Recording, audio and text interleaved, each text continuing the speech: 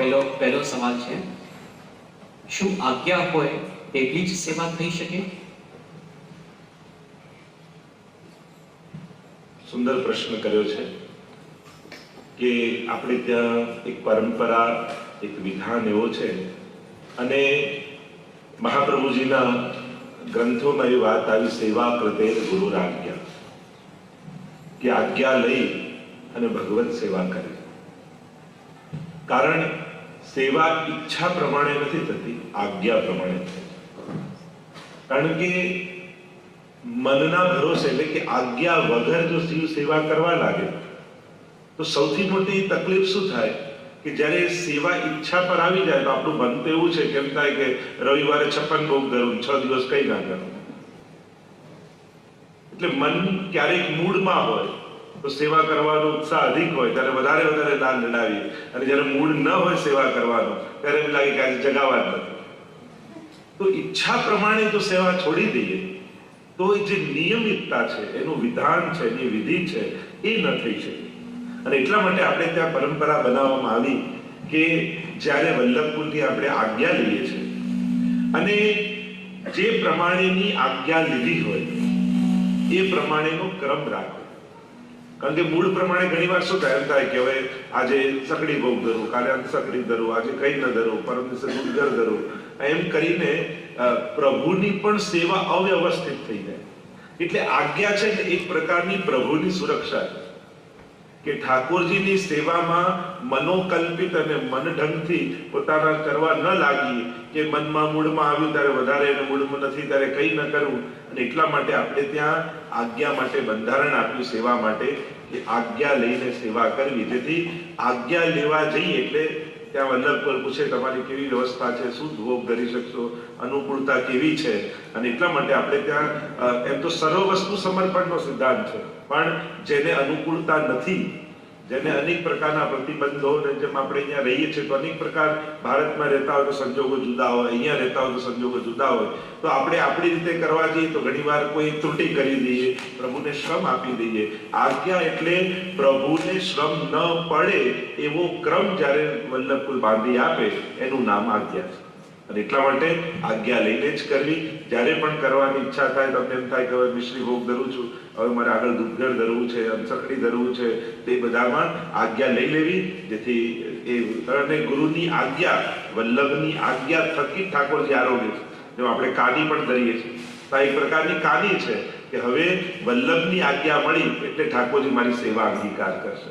તો આજ્ઞા એટલે એક પ્રકારની કાની, એક પ્રકારની હાડી, કે હવે આજ્ઞા થકી. જેમ આપણે મંત્રમાં કેવું હોય છે, દીક્ષા લઈએ છીએ, બાકી તો મંત્રો ચોપડીઓમાં લખ્યા હોય છે, પેપરોમાં આવતા હોય છે, પણ એ કેવલ પેપરમાંથી વાંચીને કે બુકમાંથી વાંચીને સીધા મંત્ર જાપ કરવા લાગી એ ફલિત થતા નથી. એને ગુરુ મુખે શ્રવણ કરવામાં આવે. અને એટલા માટે ભગવદ્ ગીતાજીમાં પણ જેમ કહ્યું, તદવિધિ પ્રણિપાતેન પરિપ્રશ્નેન સેવયા ઉપદેક્ષંતિ તે જ્ઞાનમ જ્ઞાનિન તત્વદર્શિનઃ, કે તું એ ગુરુની શરણમાં જા, એની સેવા કર અને પછી એની પાસેથી જ્ઞાન પ્રાપ્ત કર. તો આમ ગુરુ મુખે જ્યારે આજ્ઞા મળે છે ત્યારે ઠાકોરજી સહર્ષ એ સેવાનો સ્વીકાર કરે છે. અને એટલા માટે આજ્ઞા લઈને ભગવત સેવા કરવી જોઈએ. બીજો પ્રશ્ન, ભારતની ઋતુ અને અહીંની ઋતુના તફાવતમાં સેવાક્રમ કઈ રીતે જાળવવો? એટલે આ બહુ કોમન પ્રશ્ન બધાને હોય છે. અને જ્યારે સાઉથર્ન હેમિસ્ફિયરમાં આપણે રહેતા હોઈએ છીએ ત્યારે વિપરીત ઋતુ હોય છે, પણ આપણે ત્યાં સેવા રીત પ્રીત વ્રજજન કી જનહિત જગ પ્રગટાય પ્રગટ ભય મારદ રીત નિહાય. આપણે ત્યાં અહીંયા બેસીને ન્યુઝીલેન્ડનો આનંદ નથી લેવો, આપણે તો અહીંયા બેસીને વ્રજનો આનંદ લેવાનો. સેવાનો અર્થ થાય કે તમારું ઘર નંદાલય બને અને વ્રજમાં જે ઠાકોરજીની લીલાઓ થઈ રહી છે એ લીલાનો અનુભવ દુનિયાના કોઈ પણ ખૂણે તમે રહેતા હો અને ત્યાં એનો આનંદ લઈ શકો. અને એટલા માટે વ્રજની રીત આપણે ત્યાં પ્રધાન રૂપે છે. પણ બીજો પણ એક સિદ્ધાંત છે, યથા દેહે તથા દેવે, કે જે તમારા દેહને અનુભવ થાય એવો ઠાકોરજીને થાય. એટલે હવે રીત અને આ પ્રીત બંનેનો વિવેક એટલે કે બેલેન્સ કરો. ક્રમ અને લીલા ભાવના તો એ જ ચાલે જે વ્રજની લીલા છે, કારણ કે આપણો ઠાકોરજી વ્રજનો છે, એને હજી ન્યુઝીલેન્ડનું સિટીઝનશીપ નથી મળ્યું, એ વ્રજના સિટીઝનો છે, વ્રજેશ છે. એટલે મહાપ્રભુજી કહ્યું સર્વદા સર્વભાવેન ભજનીયો વ્રજાધિપ. કોને સર્વદા ભજવાના છે? વ્રજાધિપ, જે વ્રજના અધિપતિ છે, જે વ્રજમાં બિરાજે છે, જે વ્રજમાં વ્રજભક્તોને આનંદ આપે છે. અને આ સેવાનો અર્થ જ છે વ્રજભક્તોનો આનંદ ભગવાન પાસેથી અનુભવ. એ સેવા કરતા જે વ્રજભક્તોને આનંદ આવતો એ સેવા કરતા કરતા આપણે અનુભવીએ એ સેવાનું પરમ ફલ કહેવાય. એટલા માટે ક્રમ બધો વ્રજ પ્રમાણે ચલાવવો, પણ વિવેક પણ રાખવો. જેમ ઉષ્ણકાળમાં અહીંયા શીતકાળ હોય, નાવાદીનો મનોજ કીધો ઠાકોર નજીક બાજુમાં પધરાવવા અને કુંડમાં ભરીને ખાલી નાવ અથવા કોઈ પ્રસાદી વસ્ત્ર ઠાકોરજીનું પધરાવી દેવું, તો પણ એક વિવેક ચાલે. એ રીતે ઉનાળો અહીંયા હોય ત્યાં શિયાળો હોય, તો ગદ્દલ આદિ આવે, અહીંયા ઉનાળો ચાલતો હોય તો તકિયાની બાજુમાં ગદ્દલ પધરાવવું. પણ લીલા ભાવના બધી ચાલવી. પણ જ્યારે શ્રીઅંગની સેવાની વાત, એટલે કે જ્યારે વસ્ત્ર આદિ ધરીએ તો રંગ ભલે એ હોય પણ એનું મટીરિયલ એવું રાખવું કે જેથી પ્રભુને સુખ થાય. એટલે આ બંનેનો વિવેક રાખવો. એટલે સાવ ક્રમ ફેરવી દેવાની જરૂર નથી.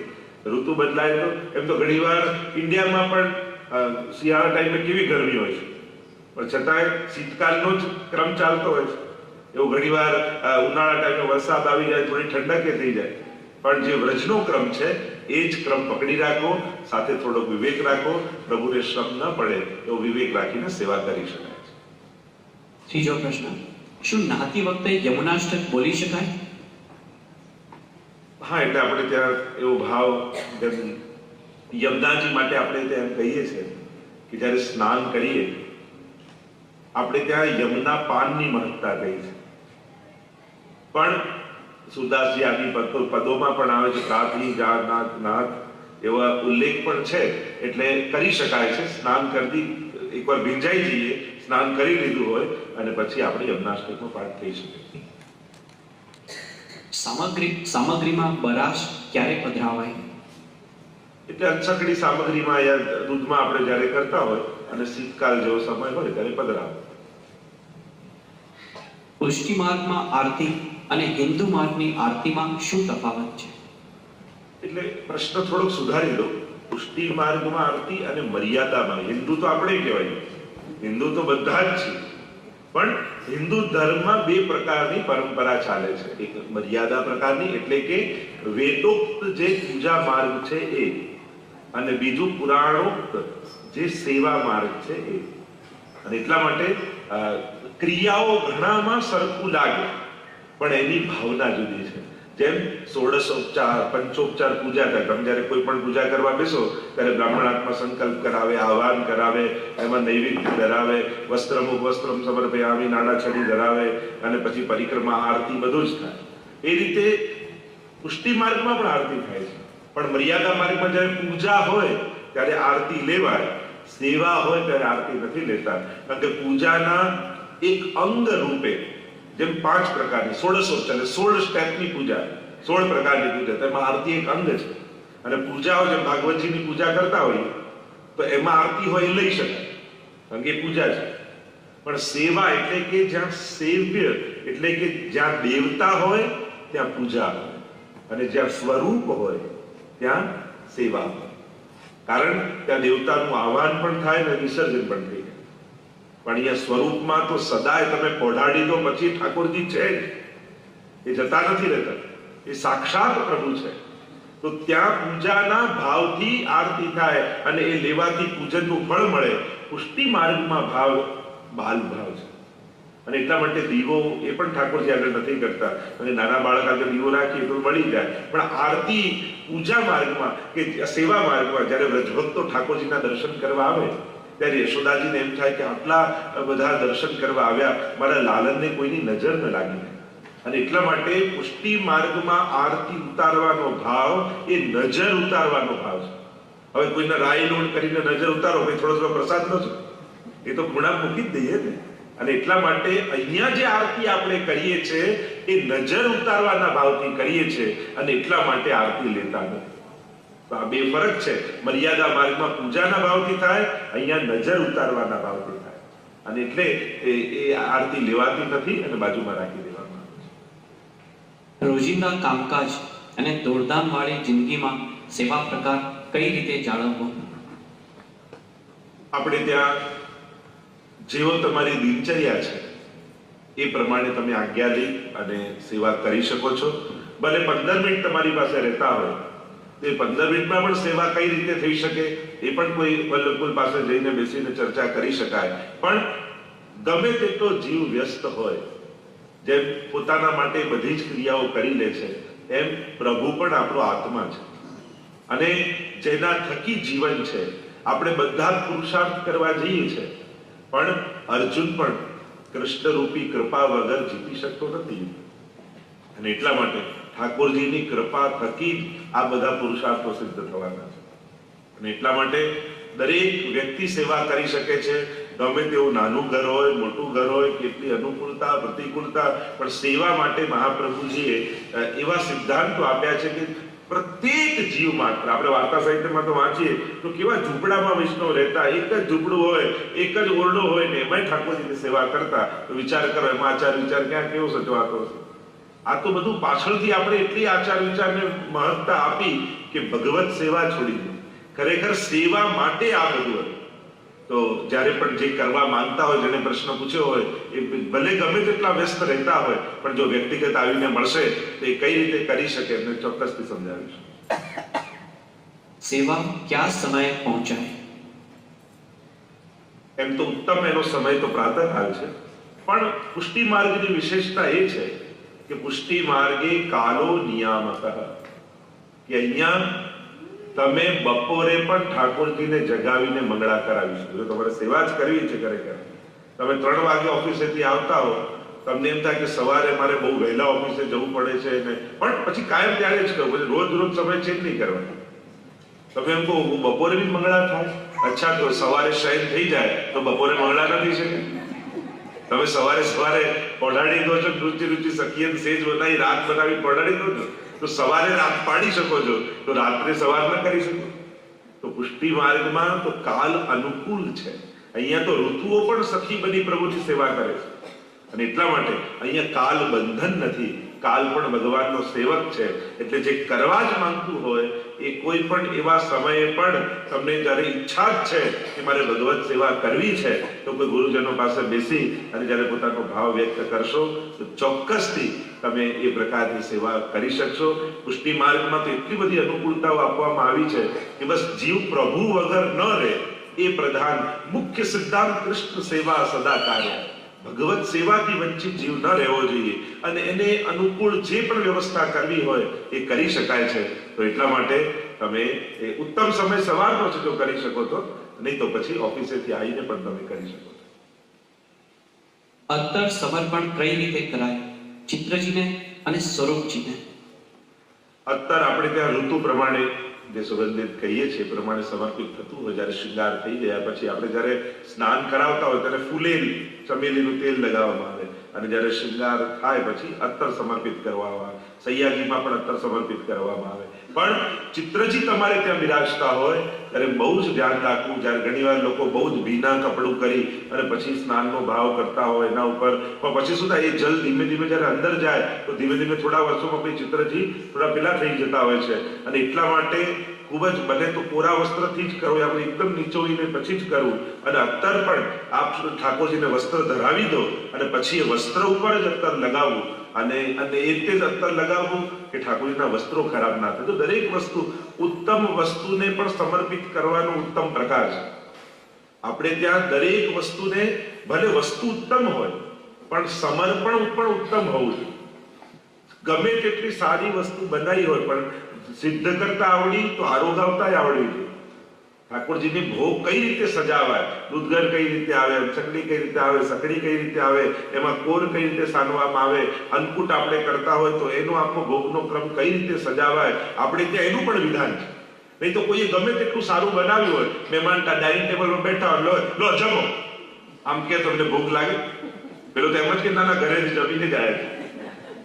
ભલે ગમે તેટલું સારું બનાવ્યું છે, ગમે તેટલો તમને એના માટે સ્નેહ છે, જો આપણે કઈ ભાવ છે તો ખાલી દિલ ચોખ્ખું હોવું પૂરતું નથી.